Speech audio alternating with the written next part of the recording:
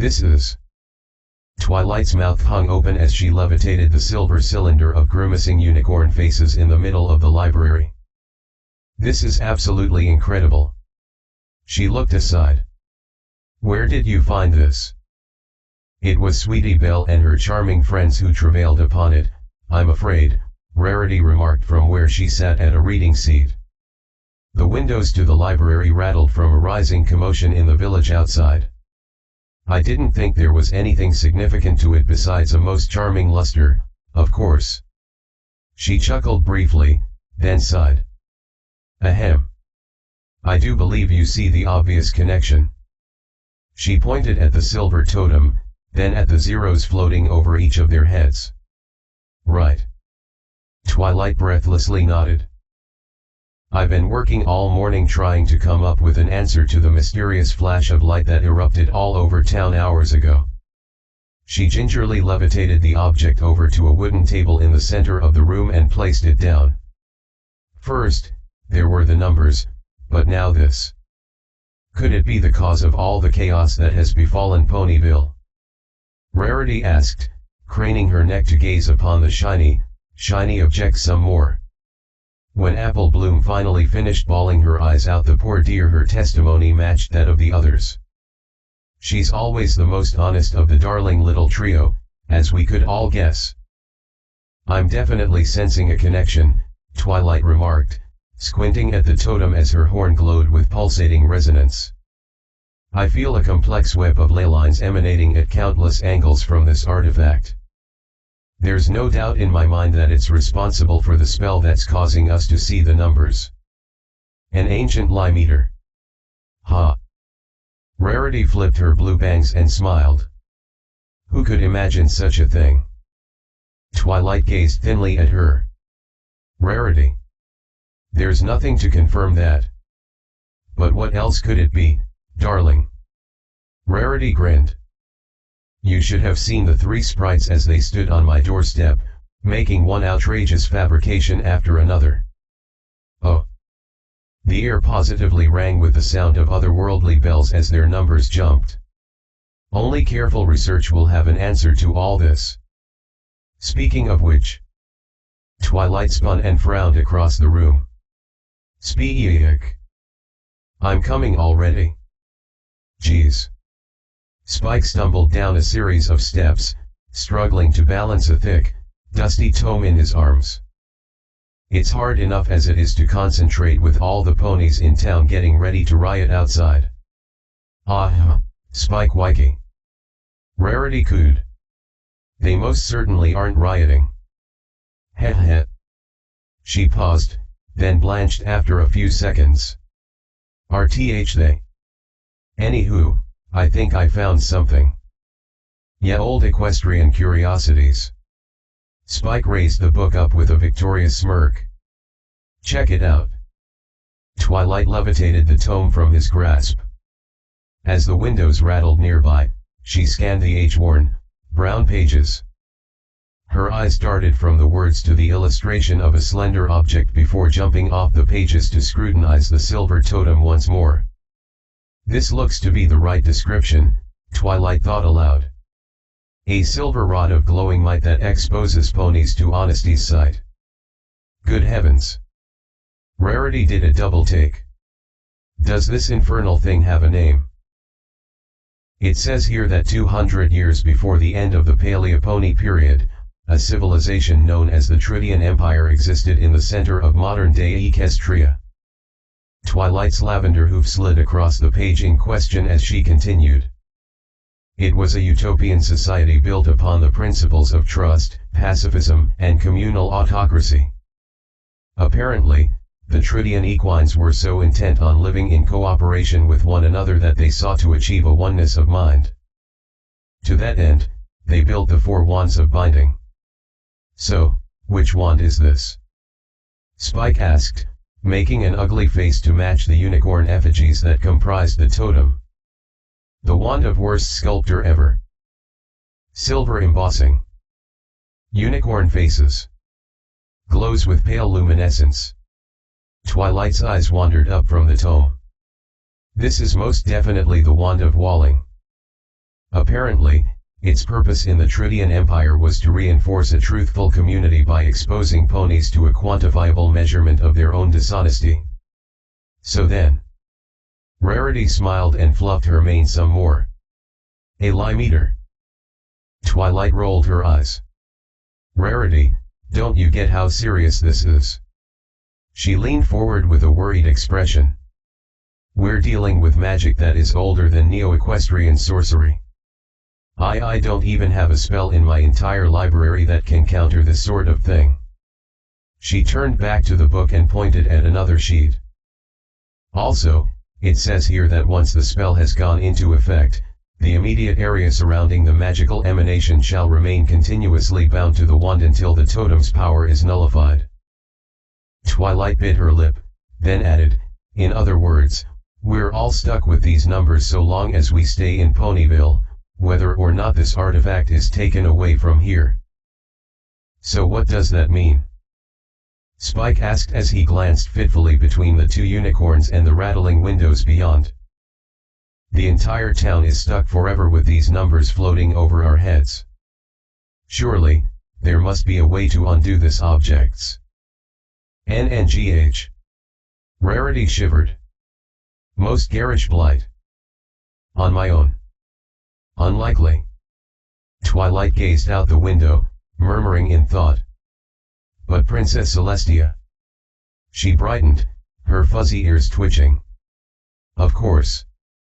She's an alicorn, and alicorn magic is the oldest and most powerful magic there is. Surely she could undo a binding spell brought upon us by a Tridian artifact. So send her a letter, then. Rarity insisted. Or send her the totem itself. Twilight's ears drooped. That's just it. This Tridian magic is terribly old and unpredictable. I don't want to teleport it across the landscape and risk destroying it or something worse. Who's to know if the spell would become irreversible once the artifact is broken? We could have it flown to Celestia. Rarity insisted. Miss Hooves is always begging for side jobs these days.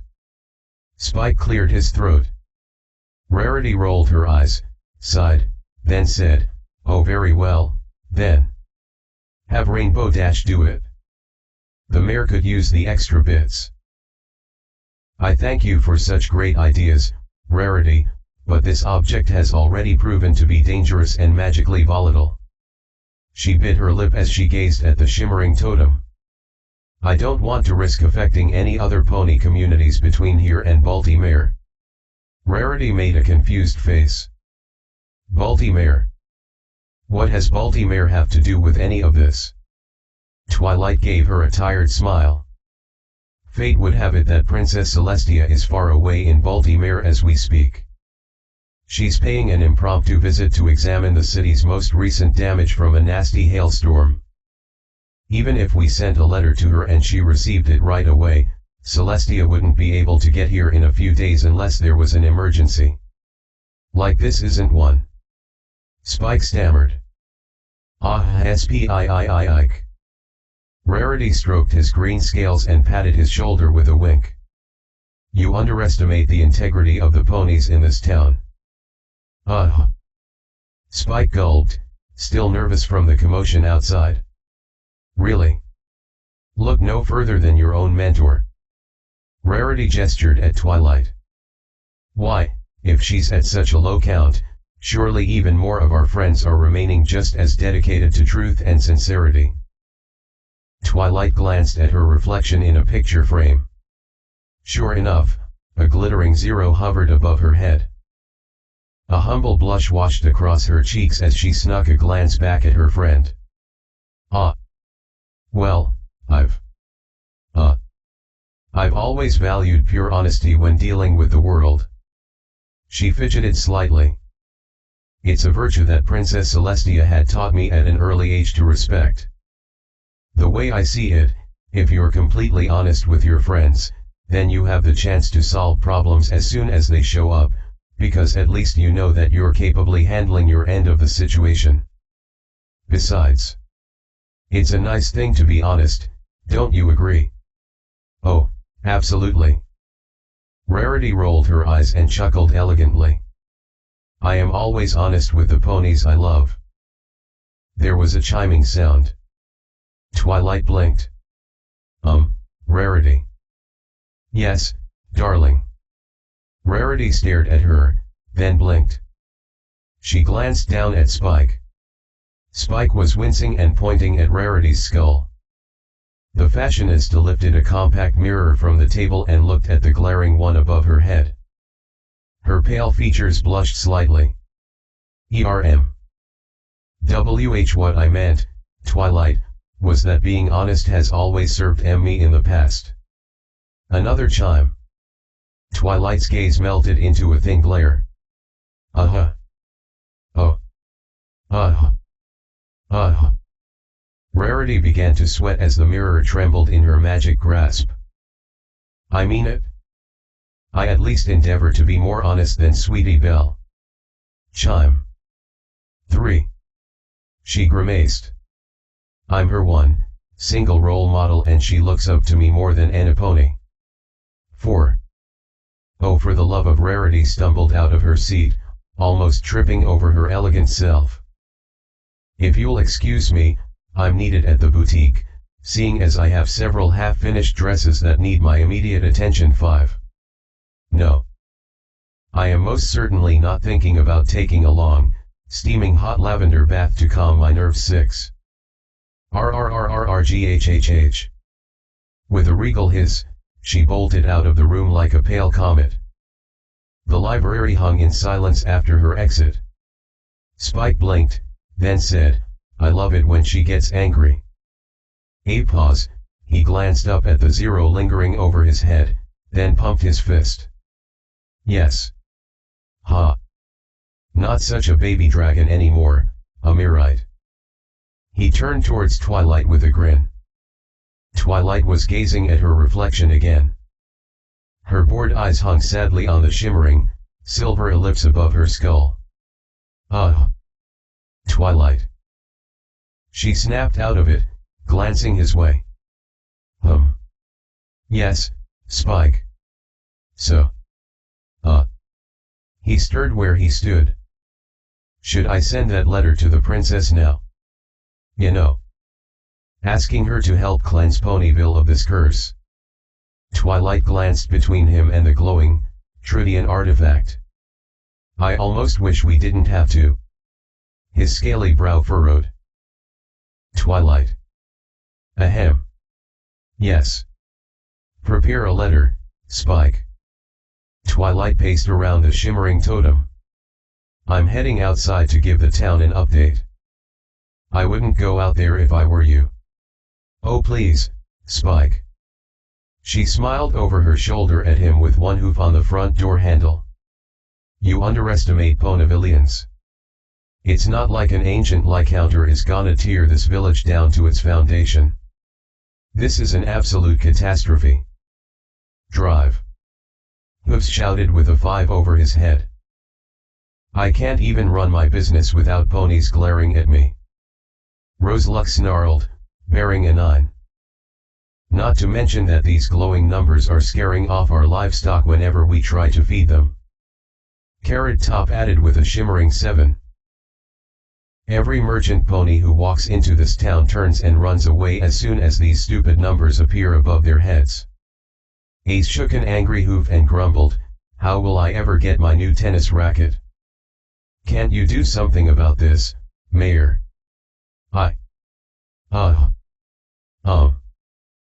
The mayor, suddenly a jittery pony with her bifocals lopsided and her mane a mess, trembled from behind a podium erected just above the front steps to the town hall building in the center of Ponyville.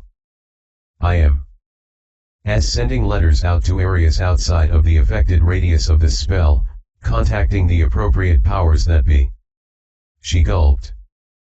I am asking for help from the most powerful magicians in Canterlot to come and lend us their aid. She smiled nervously. We should have this problem fixed in no time. Oh yeah. The ponies grumbled. And why should we believe you?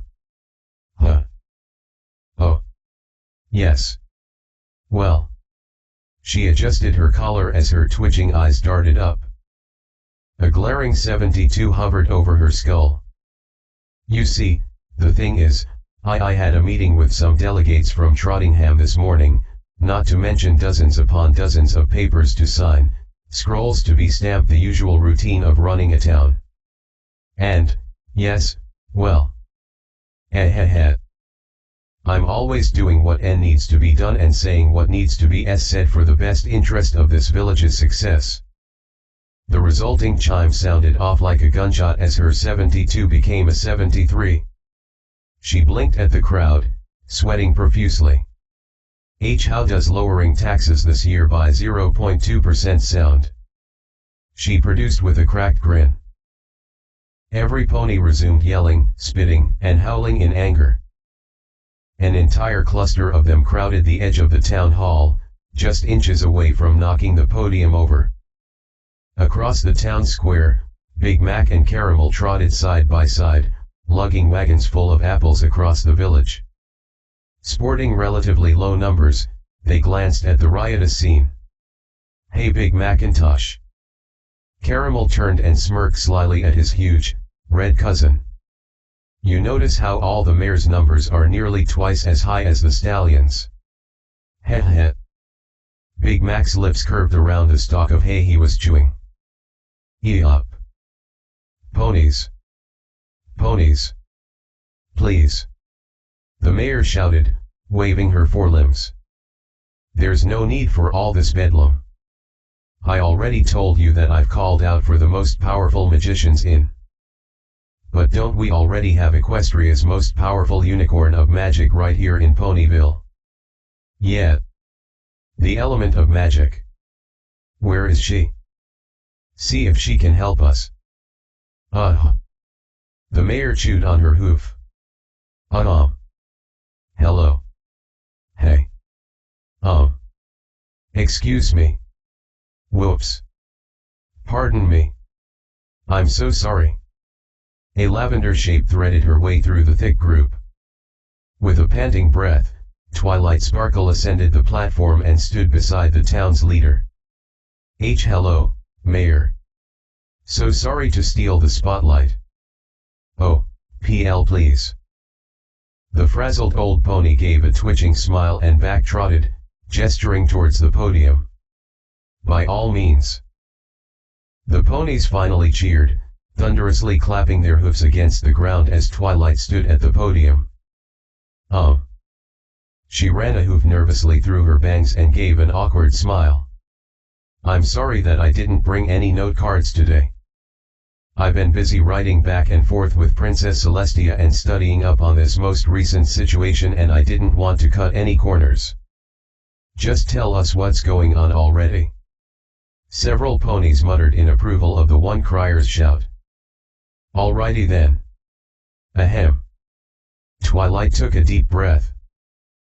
A group of young fillies accidentally dug up an ancient artifact from the era of the Tridian Empire. Rather than get into the elaborate history of the totem's ancient origin, let me just confirm that this object is responsible for, well, the numbers that are floating around town. Ever since this totem emitted a magical burst across the landscape, a circular area encompassing Ponyville and the surrounding farmlands have been affected. That's why ponies dwelling within the spell's range and those from outside who've been trotting into town have had numbers appearing over their heads. Then why don't we just smash it? A pony grunted. Yeah. Chanted dozens more in unison. Please. Please. Twilight waved her hooves. Hear me out. She bore a concerned expression as she went on. Destroying this artifact won't stop the spell. It might only make things worse. So would transporting it across the kingdom or jostling it in any minor way. The only possible solution to reversing what's happened is if a more powerful counterspell is cast. Now, I'm only an apprentice in equestrian sorcery, and I'm not strong enough to take the numbers away. She smiled hopefully. To that effect, I've had my assistant Spike send a letter to Princess Celestia. She's since written back to me, expressing her deepest concerns over the situation here in Ponyville. However, she's currently busy in Baltimore, helping the ponies there recover from a terrible storm that has damaged and destroyed many of their homes, so all things considered she will likely not show up until 2 days from now at the earliest. Every pony groaned and sighed in dissatisfaction. Several glaring eyes swam across the already sullen scene. Twilight flinched back from the unhappy crowd, her ears drooping. She heard a hissing whisper off to the side and turned to look. The mayor was gazing at her with wide eyes, gesturing towards the crowd. "Please, Miss Sparkle," she hoarsely exclaimed. "Say something positive. Something that will ease their fears. You can't give them nothing but bad news."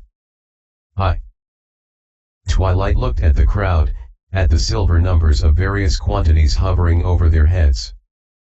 I. The ponies all gazed at her. She sighed, leaning limply on the podium. "I am so very sorry, my dear ponies. But that's the best news that I can give you. We simply can't do anything to make these numbers disappear until Celestia gets here. We will have to keep the totem in safekeeping and wait for 2 days.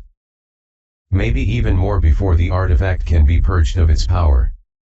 Every pony grumbled and trotted away, kicking at the dirt in frustration. The mayor face hooved, slumping to her haunches with an anguished groan. Twilight smiled eagerly. "But it's not the end of the world.